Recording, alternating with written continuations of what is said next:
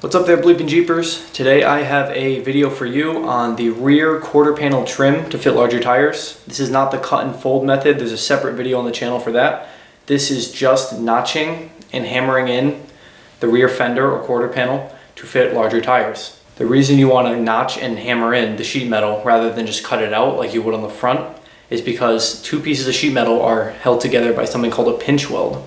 When you make that pinch weld, you're taking two pieces of sheet metal and pinching it together on 2 points on either side. You're making a very concentrated high heat arc, and that very concentrated piece where those 2 points are is what's going to make your two pieces of sheet metal connect and melt together.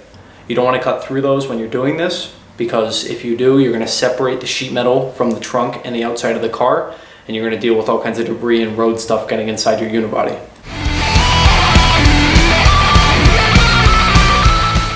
Alrighty, so first you kind of start off by just jacking up the car, throwing it on a jack stand, and removing all your lug nuts, and obviously taking off the wheel. So then you're going to remove the nuts and bolts that are holding the fender liner onto the lower part of the quarter panel. And always before cutting, just make sure that you use some sort of spray to wipe down the surface where you will be making cuts.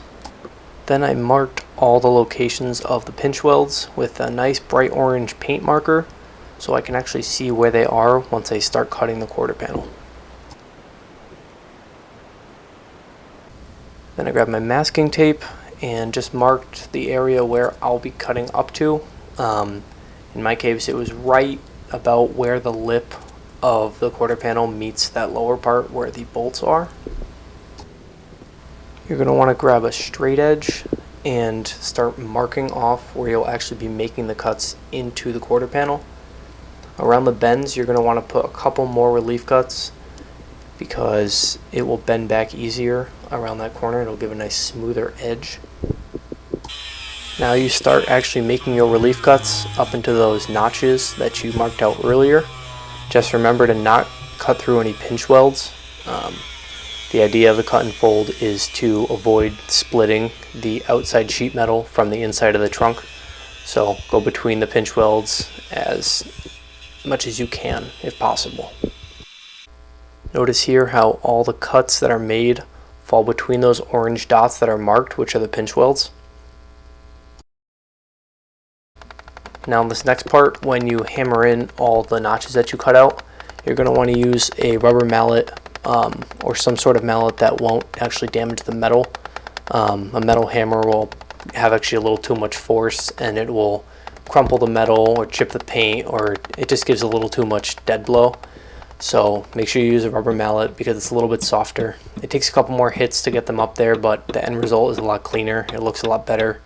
It just takes a little more time, so just keep that in mind.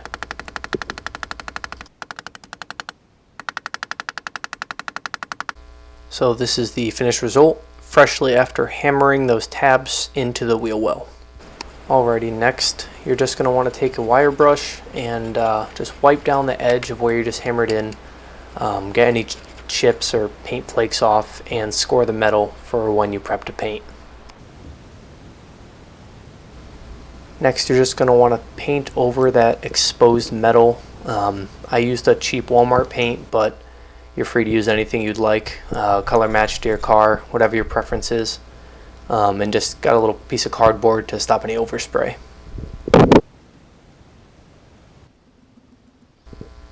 Then you can throw your tire back on, take the jack stand out from under your car, lower back down.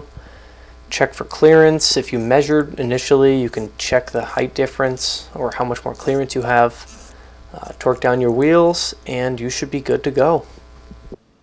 Alrighty fellas, that's all I got for you today. Make sure that you subscribe to the BleepinJeep channel.